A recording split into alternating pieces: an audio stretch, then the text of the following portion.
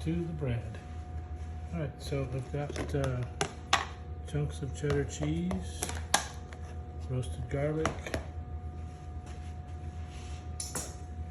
and we had to slice up some more fresh onions. So here's red onions, kind of pretty decent sized pieces.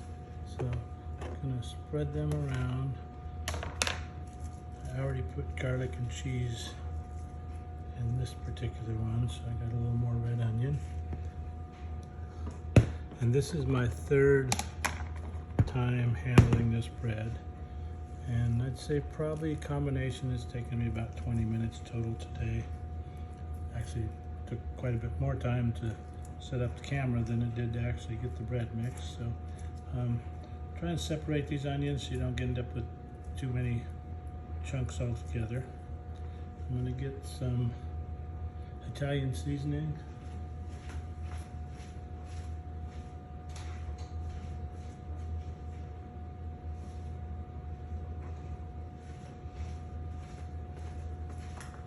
Okay, break there. So I just sprinkle the Italian seasoning over the whole surface. And again, this is pretty much our go-to bread. I have some herbs of Provence, got a few different seasonings in there, and I sprinkle a little bit of that in, not a lot. And then, like I said, since we're doing multiples of this, it makes it a lot easier. Sometimes if I have cranberry walnut or something like that, I have to keep them separate, and I have to also keep washing my hands so I don't end up with Italian seasoning in the cranberries.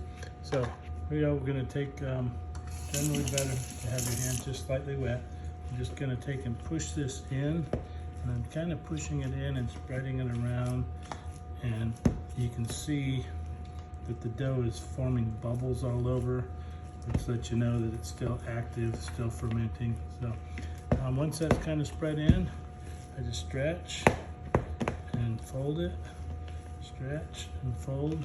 And you can see again from the very first time to now, the dough's a lot more pliable. You get a longer stretch, and it gets a lot more easy to process. It doesn't stick to your hands nearly as much either. So what I've done with this, I've kind of put it right back to the ball position that I did before, except for now, we're going to put the second half of the ingredients in here. And I'm approximating because I just grabbed that much and put it in.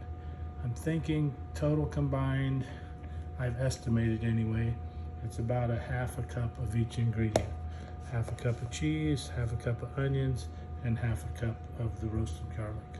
And so spreading that throughout once more.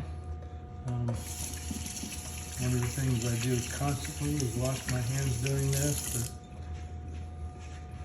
it's always a good thing when you're handling food anyway, but keeps the container from getting all sticky.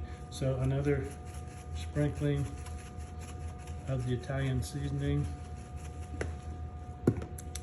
Really don't know what the volume is, but I covered a little bit. And then again, just a really light dose of the herbs de Provence. And I actually didn't do that one yet, so I'll do that again. So this one is the second time. And again, I'm just kind of spreading this stuff out, pushing it into various locations within the dough so that once I stretch it out and fold it quite a bit before I put it into the final loaf anyway. So a lot of that stuff is easily, spread out throughout the loaf, but I like to spread it around anyway so it's everywhere in the dough. And that way when you get a slice, you don't have one slice with 7 pieces of garlic and 2 slices with nothing. And so here it is again.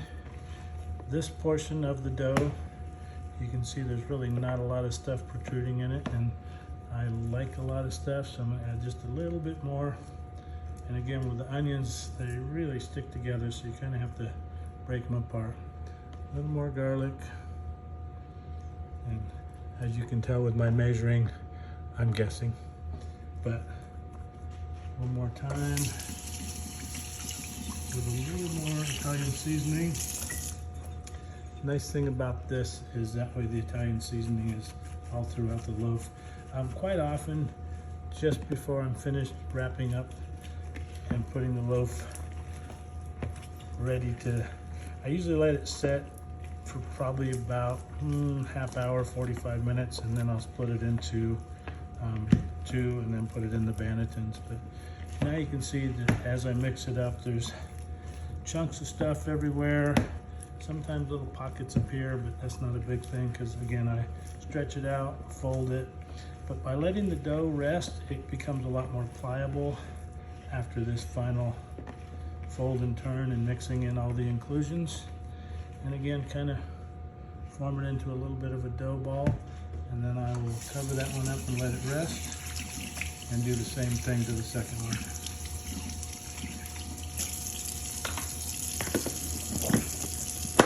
About an hour from now, 45 minutes, this will be ready to separate into 2 loaves.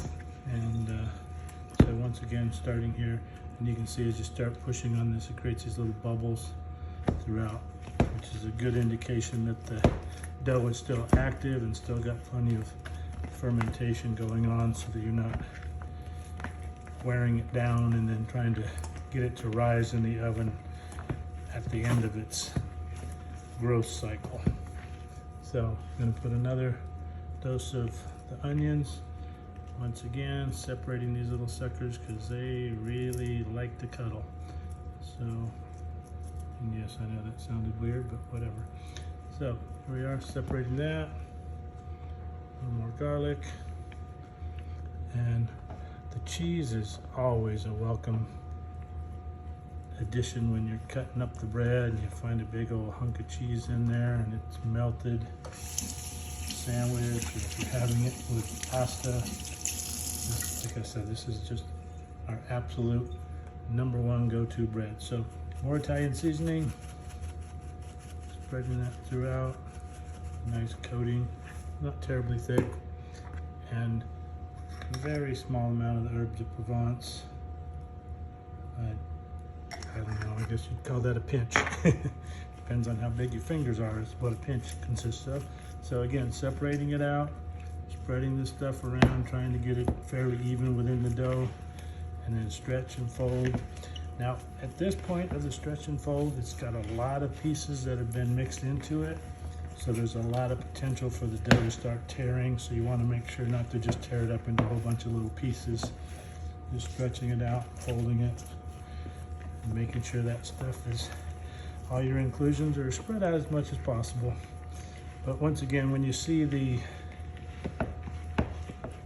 final prep, getting it into the bannetons, stretch it all out, flatten it out to where it's like 3/4 of an inch thick, and then fold it on top of one another.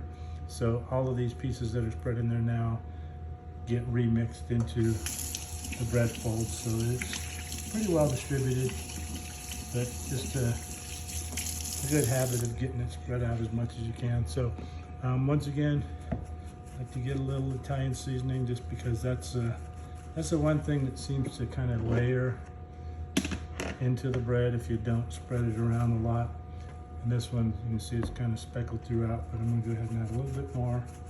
And that way when I separate these two into loaves, there'll be just that much more of the Italian seasoning.